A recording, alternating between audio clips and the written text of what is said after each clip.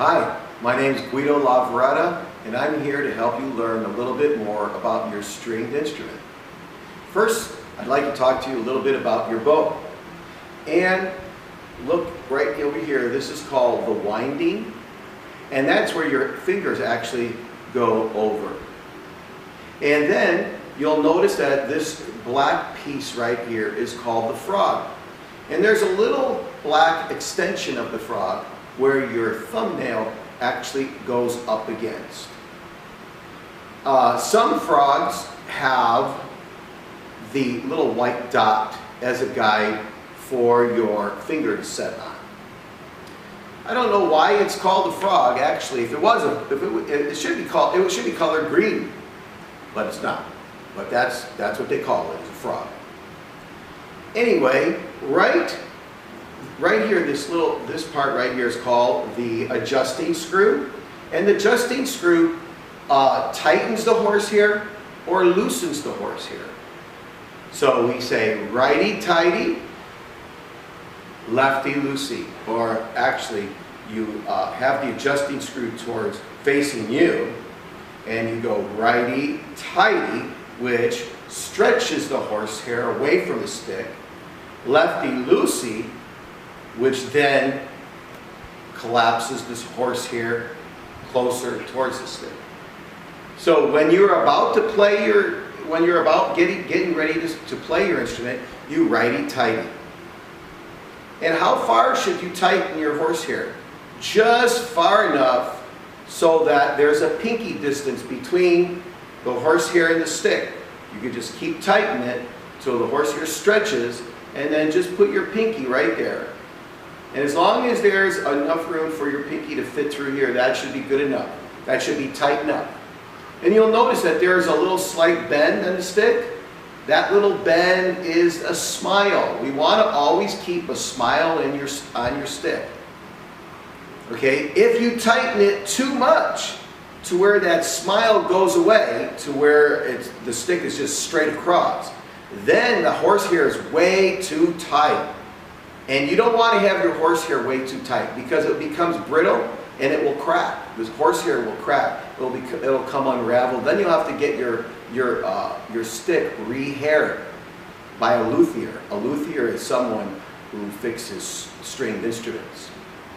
So when you're done playing, always face the adjusting screw towards yourself. Always lefty-loosey the horsehair so it collapses closer to the stick. Okay, you don't want to store your stick with the horsehair stretched out. Now, put the tip of your stick inside the case first, and then there's a little toggle that you turn so that your bow will stay stationary. Now, when you turn the toggle, make sure you're careful not to snag any horsehair, because you don't want to lose. You don't want to lose horsehair. So, righty-tighty the bow. You're going to make sure there's a pinky distance away here. That's the adjusting screw, the frog. The silver piece is called the ferrule. And the horsehair attaches inside the ferrule to the frog. And then, on this side, the horsehair attaches to the tip of the bow. You'll see this white plastic piece. It's called the tip of your bow. And the tip of your bow is only glued. So, if you see anyone that's tapping their tip of their bow on a music stand, always warn them not to, because if this plastic piece comes unglued, the horsehair will unravel, and you'll have to have a luthier re-hair your bow. Okay, I think that's all about the bow. So I'm going to lefty-loosey it and put it away. And I'd like to take my instrument now and talk to you a little bit about the parts of your stringed instrument. Now, the parts of your stringed instrument is the same. You have a top, you have a back, you have the upper bout, the C bout, the lower bout, and these parts are the same for viola, cello, and bass as well. And then of course you have the chin rest. I don't like to call this a chin rest. I like to call it a half chin jaw rest, like this. Half chin jaw. Because if it was called, if you held it like a chin rest, you'd be holding it incorrectly. This is not the correct way to hold your instrument. You want more of your jaw on the chin rest. Okay? And then there is the end button right here. And there is a nylon wire that goes around the end button, which is called the end gut. And the end gut goes inside the tailpiece. And then right on top of the tailpiece are the fine tuners. There's 4 of them. 1 for each strings. All of your string instruments have 4 strings on them. Now, the fine tuners are on all of the instruments except for the bass. The strings attach to the posts of the fine tuners and go over the bridge. Now the bridge is not glued. It is only secure by the tension that's over the bridge by the strings. Be very careful. If you accidentally knock the bridge down, it will make a loud noise and will sometimes crack in half. If it does crack in half, please don't throw it out. Give it to your orchestra teacher. Sometimes they're able to glue it together. If they're not able to glue it together, then a luthier has to set a new bridge in its place. It's very important, if you do have to get a new bridge, that you have it properly set in place, because if you don't, the bridge will be too high and the strings will stick way too far over the fingerboard. This is called the fingerboard. And if the strings are way too high over the fingerboard, you're going to have to really press hard to make a good sound, and it will hurt your fingers. Now the strings go over the nut here and then attach to the tuning pegs. It is very important for beginners never to try to adjust the fine tuners or the tuning pegs by yourselves, because if you over tighten, you will break a string. Strings are not very cheap. I think the skinniest one is right here. This string is like $5. And the thicker the string are, the more money. So it does add up. This fancy part of the instrument is called the scroll. And then we have the neck right here. That's where your thumb will go, and your fingers will press against the fingerboard. All right, I forgot to mention that when you have your bow, we want to rosin it. So let me show you how to rosin that. You righty-tighty again, stretch the horsehair just far enough so your pinky distance between the middle of the stick and the horsehair. Get your rosin out.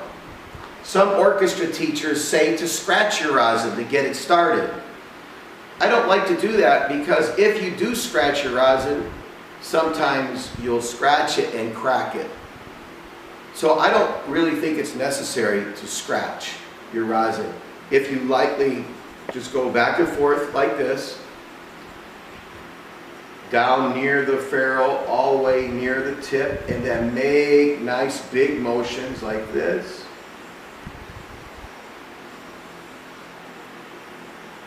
You will rosin the entire bow. And you're ready to play. You need rosin on your bow hair, on your horsehair, because if you don't apply rosin, the bow hair, the horsehair will just slide off of the strings. It won't make a sound. The rosin provides a stickiness tackiness to the horsehair that grips the strings. Rosin is kind of like the same experience that you would have when you put your hand against a tree. Sometimes you'll feel that sticky. That's like sap, tree sap. So rosin is kind of like tree sap. It's that sticky that gets on the horsehair, that grips the string. You don't want to rub your hands over your horsehair ever, because your hands have oils, and if you rub your hand over the horsehair, then you'll get oil on the horsehair, and rosin won't stick to oil. And so what will happen is, wherever you have oil on your horsehair, it will slip. So you'll be playing, then you won't hear any sound for a little while. It'll slip and then it'll catch. It'll slip and then it'll catch. And the only way to get rid of that those oil splotches that are on there from your hands is to use darker rosin. This is pretty dark. Or to maybe wash your bow. And I will teach you how to wash your bow in another segment. But whenever, I don't like to wash my bow, but because you always run the risk of losing horsehair when you wash your bow. Okay, let's get back to the instrument. All stringed instruments are very fragile. They are all put together with glue. There's no screws or nails holding this together. It's just glue. So it's very important to keep your instrument at room temperature as much as possible. Wood, by nature, when it's hot, expands, and when it's cold, contracts. So under extreme temperatures, your instrument will get out of tune, just simply by having it in your car with real cold temperatures or real hot temperatures. With extreme heat in your car, I've seen an entire instrument totally come apart because the tension of the strings, when the glue starts melting, the tension of the strings just makes it come all apart. Very important to keep your instrument at room temperature. It's very important to set your instrument down gently.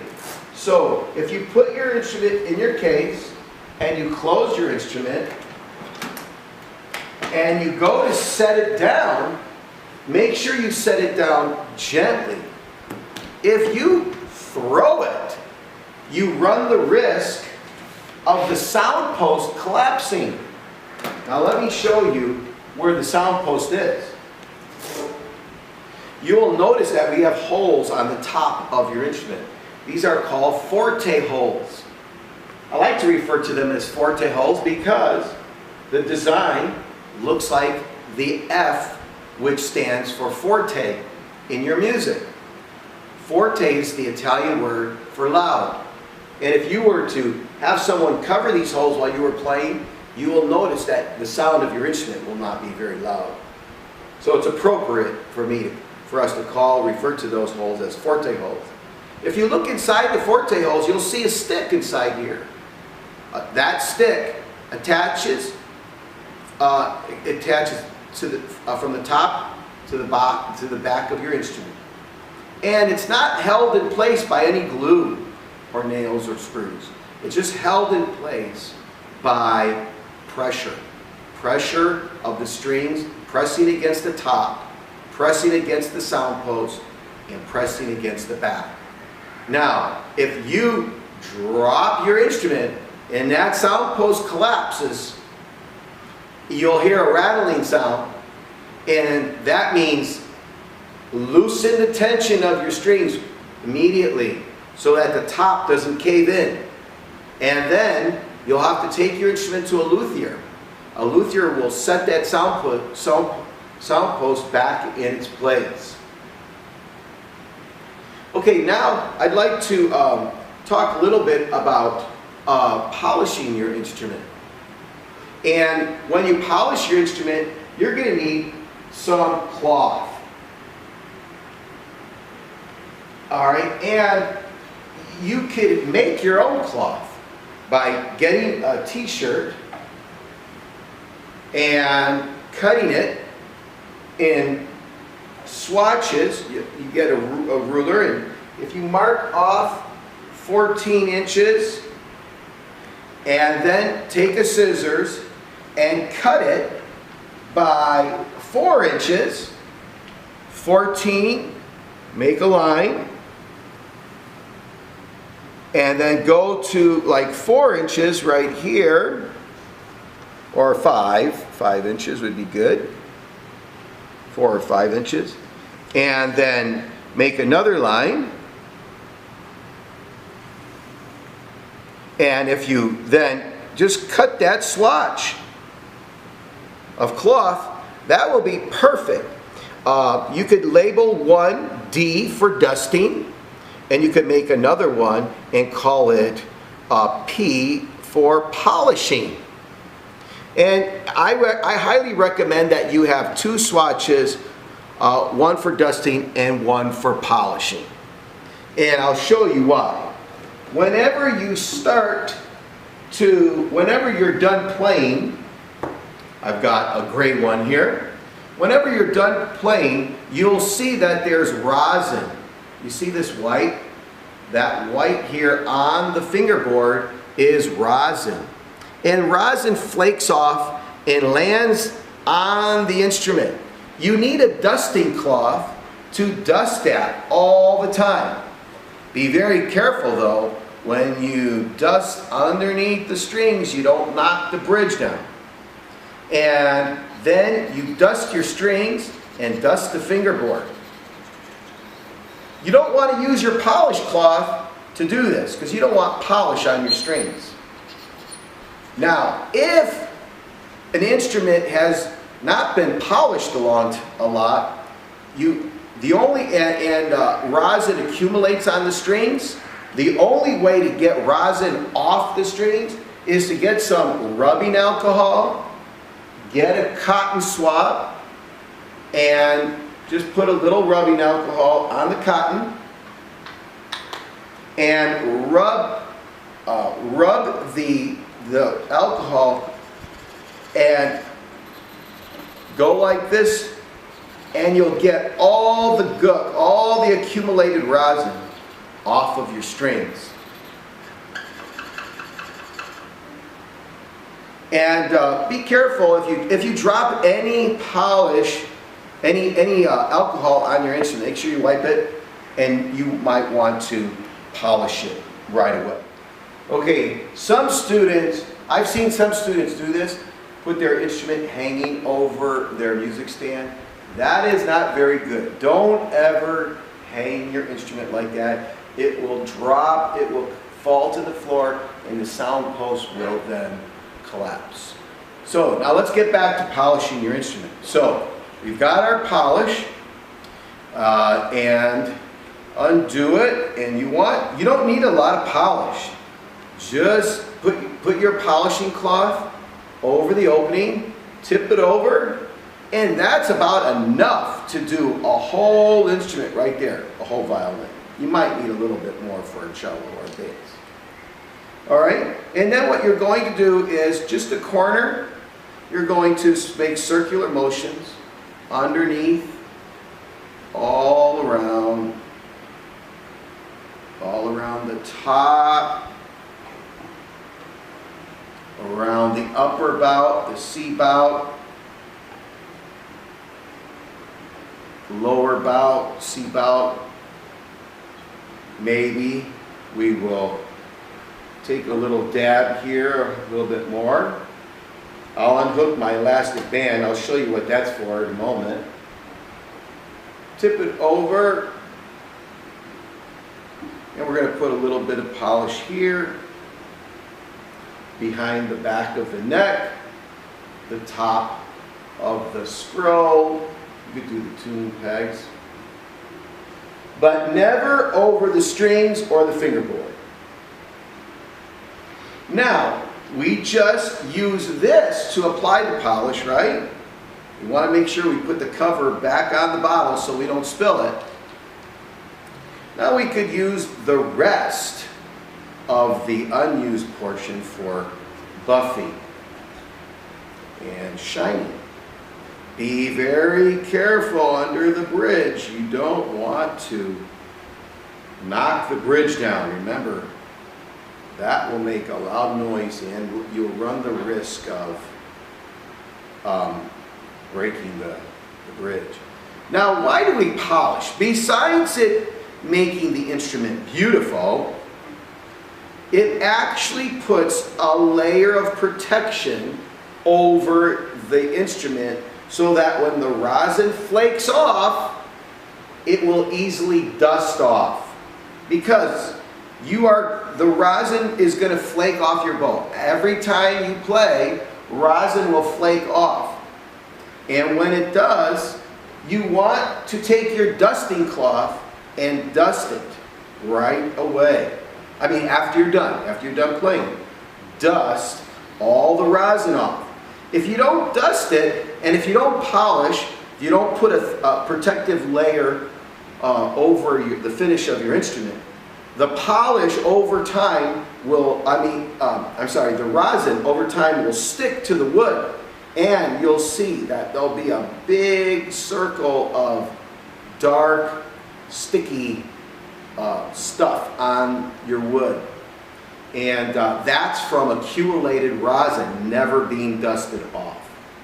And the only way to get that off is through rubbing and rubbing and rubbing with good polish. Sometimes under extreme circumstances, what I've done, I've used some rubbing alcohol and have actually rubbed that gook off and then applied some polish over it. Immediately over it, so to kind of seal the wood back up. Okay, after you're done, see, now it was a good thing that I had the top back on, or else my polish would have spilled all over. So you want two different cloths.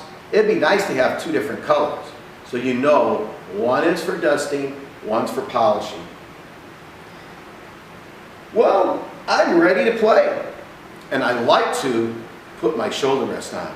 I really love the PSR shoulder rests. And the reason why I like them is because they have this patent design curve. If you line up the curve with the lower bout, the thicker side of the shoulder rest automatically goes over the collarbone where it's supposed to. You put your elastic band right on your instrument and you're ready to play. The reason why you need a shoulder rest is because if you don't, you'll have a lazy posture. Students that don't play with shoulder rests always have their instruments sliding off their shoulder and always end up playing like this, a lazy way, a lazy posture. Your shoulder rest, this is a Comfort Curve Plus. The Comfort Curve Plus, you just put one end under the elastic band, the other end, and line up this curve, and it automatically puts the thicker part over your collarbone. It holds your instrument up, so you don't have this lazy posture. It doesn't let you have a lazy posture. It helps keep your instrument up, parallel to your shoulder. And you're ready to play. There are other shoulder pads that have clamps, and those are good as well, except what I've discovered is the shoulder rests that have clamps require a lot of adjustments. You're going to have to bend the clamps to fit just properly.